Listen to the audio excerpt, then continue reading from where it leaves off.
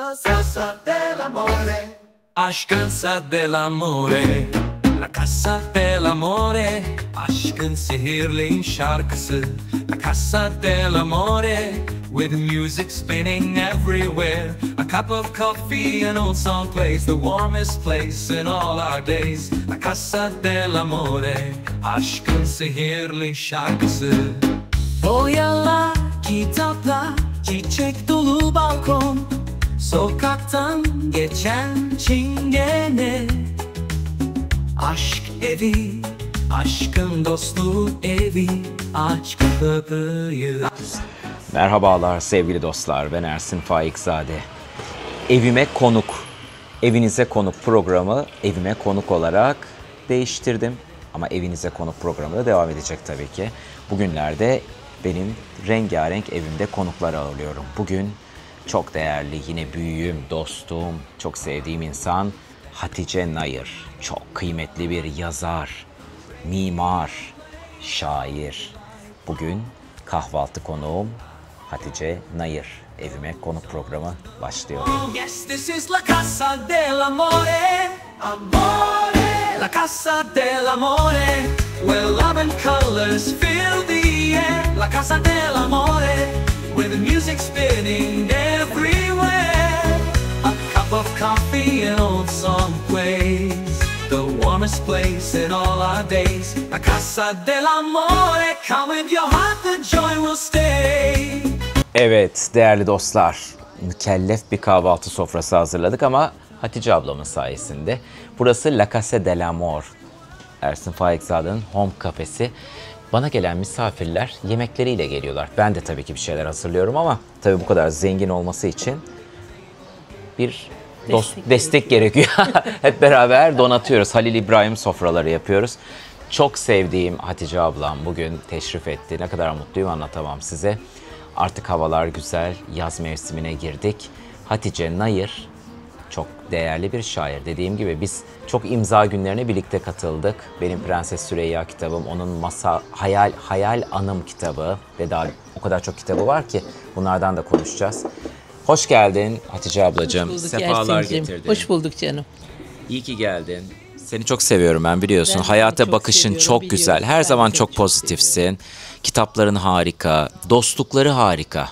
Özellikle. Bir mimar. Mesela beni iç mimar sanırlar. Evim dekorasyonundan dolayı. Ben dekoru çok seviyorum. Hatice abla biraz kendinden bahset bize. 63 yaşındayım. Bekarım. En güzel tarafı bu mu? Aynen, en güzel tarafı o. Bir oğlum, bir kızım var. Dediğin gibi mimarım. 3 şiir kitabım, bir de öykü kitabım var. Halen kızımın şirketinde amele olarak çalışıyorum. Ameli olarak.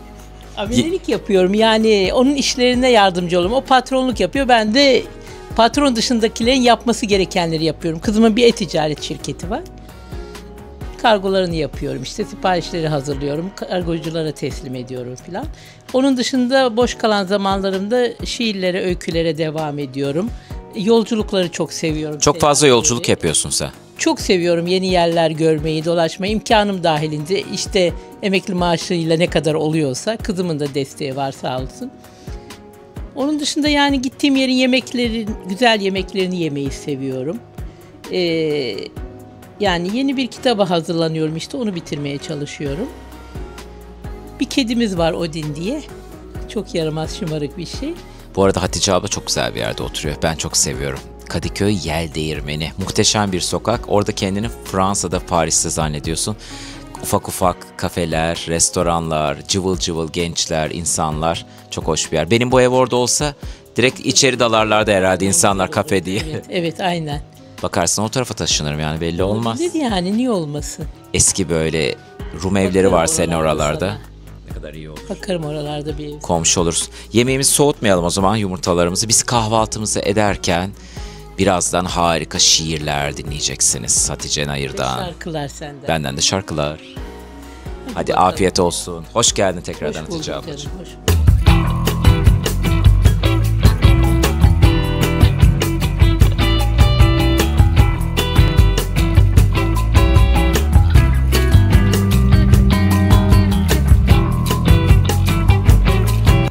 bir kahvaltı yaptık La Casa Ron terasında. La Casa del Amor artık biliyorsunuz ki yeni izleyenler için bir dipnot. Sevgi evi, aşk evi demek.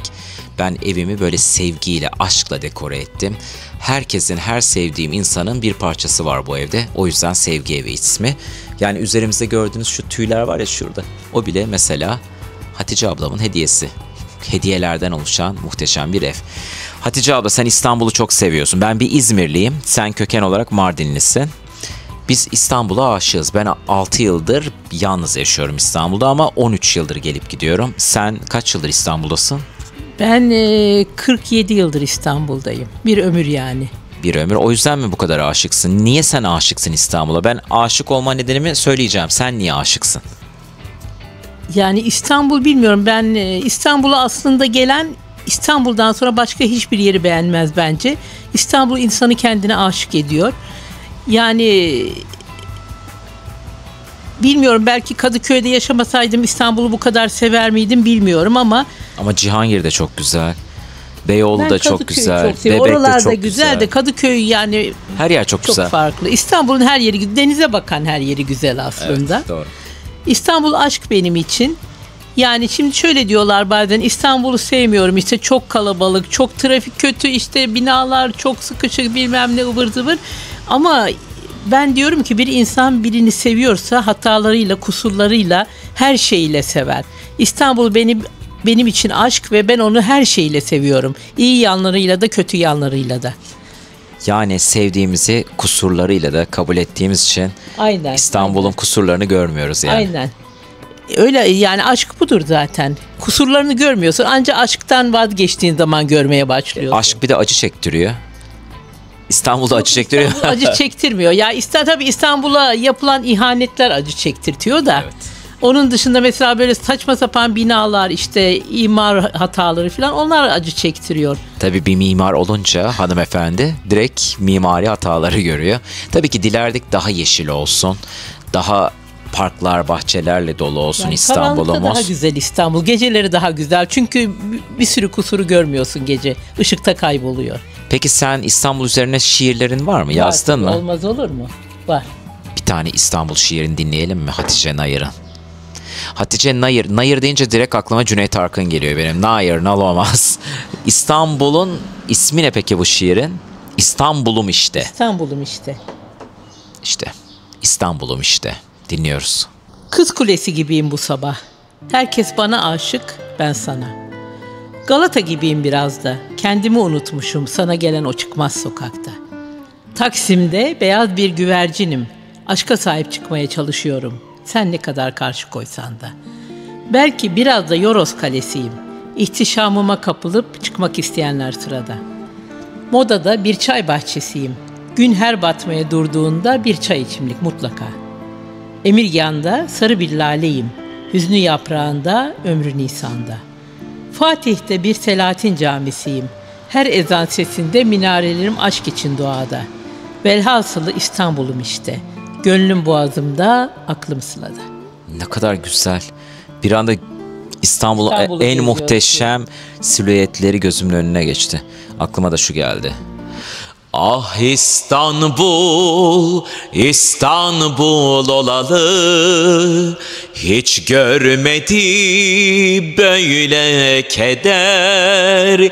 Geberiyorum aşkından, kalmadı bende gururdan eser. İstanbul, İstanbul olalı, hiç görmedi böyle keder. Geberiyorum aşkından, kalmadı bende gururdan eser.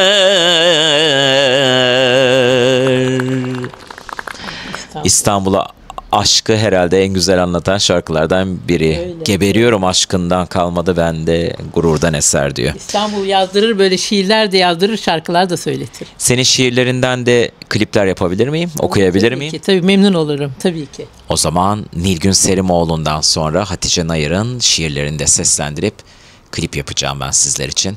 Hemen bunun akabinde de gelecek zaten, göreceksiniz. Peki Hatice ablacığım, İstanbul'u Yel Değirmeni'nde oturmasaydın, sanatçı bir insan olarak soruyorum sana, hangi semt bir sanatçıyı kucaklar daha çok burada? Yani Beyoğlu tarafları belki olabilir, Cihangir tarafları. Moda olabilir. Yani gene Moda yine sana yakın ama. Evet. Yani Mesela Üsküdar, Kuzguncuk. Kuzguncuk belki olabilir. Kuzguncuk olabilir Üsküdar'da, evet. Çengelköy tarafları olabilir. Çengelköy. Ya Beykoz da aslında çok güzel. Beykoz da çok güzel. Biraz uzak merkezlere ama Onun için bir Beykoz'da tekne olabilir. almamız lazım galiba, karşı gidip gelmek için. Yani Beykoz olabilir. Bir sürü vapur seferleri yeni kondu. Evet, biraz da İstanbul'da oturduğunuz yerin yerleşim alanının toplu taşımaya yakın olması gerekiyor gerçekten. Her zaman arabanızla gidemiyorsunuz. Hani İstanbul'u çok seviyoruz, çok aşığız ama bazı zamanlar, iş çıkışı zamanlarında çok yoğun trafik olabiliyor. O yüzden Evet. bir sanatçının muhakkak ki zaten merkezi bir yerde şimdi, yaşaması yer gerekiyor. yemeğini de o yüzden seviyorum. Ben Marmaray, metrobüs, bütün otobüsler, vapur, deniz otobüsü, yani metro, hepsi yürüme mesafesinde. Ben de Yel Değirmeni'ni çok seviyorum gerçekten. Bakarsanız Yel Değirmeni'ne taşınırım bir gün. İnşallah. Neden olmasın, Çok değil mi? güzel olur, çok güzel olur. Sizlere bir Hatice Nayır şiiri okuyacağım. Şenlik var. Sen geldin, gönlüm 40 gün 40 gece. Zulamdan çıktı şarkılar, kabuk bağladı acılar. Sen geldin, kentimin sokakları şenlik, evimin duvarları gök kuşağı, hüzün sayende al aşağı. Sen geldin, kalktı gözüme inen perde, çiçeklendi don vurmuş dallarım, yetti canıma yalnızlık. Sen geldin, aşk da geldi ardın sıra, şimdi kör kuyudan çıkmış Yusuf'um, şimdi dört bir yanım Züleyha. Bugün benim çok sevdiğim, çok saygı duyduğum, çok değerli yazar, mimar, şair Hatice Nayır, La Casa del Amor'da terasında kahvaltıma konuktu. Şiirler dinledik ondan, ben şarkılar söyledim sizler için. Son bir şiirle bu programı kapatalım diyorum ben. İyi ki Hatice Nayır gibi sanatçı dostlarımız var. Hayatımızı renklendiriyorlar, duygularımıza tercüman oluyorlar. Ben de bu kadar değerli yazarların güftelenen ve bestelenen şarkılarını seslendiriyorum sizler için. Hatice ablacığım, iyi ki geldin. Ben de çok mutluyum. Yani her zaman başımın üstünde yerin var. Sen de öyle biliyorsun. güzel. Çok seviyorum seni, biliyorsun. Karşılıklı, ben de seni çok seviyorum. İyi ki varsın. Sen de. Son bir şiir lütfeder misin bize? Ben şimdi bu bir şiir serisine, Mısır turuna gittiğimde başladığım bir şiir serisi bu. Ey Hamra diye bir şiir serisine başladım ve bu kitap olacak gibi duruyor. Yani bir Temmuz ayında bir ay kadar inzivaya çekilip bu kitabı bitirmeyi düşünüyorum. Sabırsızlıkla bekliyoruz. Oradan mı dinleyeceğiz Oradan bu bir şiir okuyacağım Evet, size. son şiirimiz yeni çıkacak kitabından. Hem de Mısır'da bu ilham gelmiş kendisine. Ey Hamra, hazan yaprakları değdi ömrüme. Sevdim seni Hamra, anla. Her şey seni gördüğümde başladı. Hayat uzadı, gökyüzü aydınlandı. Ruhuma aşk uğradı. Sevdim seni Hamra, anla. Bir bakıştan bin bakışa, aşksızlıktan sevdalanışa, ölümden ölümsüzlüğe, çokluktan hiçliğe geçtim seninle Hamra. Anla artık, anla. Seni sevmenin, beni sevmenin, biz olabilmenin derdine düştüm Hamra. Dermanımsın, anla beni ne olur, anla. Hayat sonsuz uçurum, düşüyorum aşka, üşüyorum aşkla, küsüyorum, çekip gidiyorum ölümsüzlüğe, aşk oluyorum Hamra, anla. Gitme Hamra, bırakma beni, hayata dört elle sarıldım seni bulduğumdan beri. Anla artık, anla. Sensiz hiçbir şeyim, seninle çoğalıyor, yoksan yok oluyorum. Anla beni Hamra, anla. Öpmezsen bağ olacağım, seversen dağ. Aşk beni kurtaracak, tut ellerimden, çıkamayacağım aşktan yoksa Hamra. Anla artık, anla. Anla artık, anla beni, unut bütün geçenleri. Bitsin her şey, bütün aşkım, bunu senden diliyorum. Son mektubu yazarken ben saadetler diliyorum. Çok güzel oldu. Sessiz bir denizin huzuruna bırakıp seni, yüreğimi azat ederek yüreğinden. Hiçbir şey olmamış gibi aramızda, hiç yokmuşuz gibi artık. Gidiyorum buralardan. Sessizliklerimi sana, suskunluklarımı sana, hüzünlerimi, vazgeçtiğim her şeyi sana bırakıyorum bundan sonra. Bilmesen bile zamanı, fark etmesen bile olmadığımı, hayat bir nefes aşk değil midir? Soluksuz kalıyorum ve aşkı da senden geri alıyorum. Bundan sonra seni bir sahil kasabasının şahitliğinde ömrünün sonuna kadar unutulmaya mahkum ediyorum.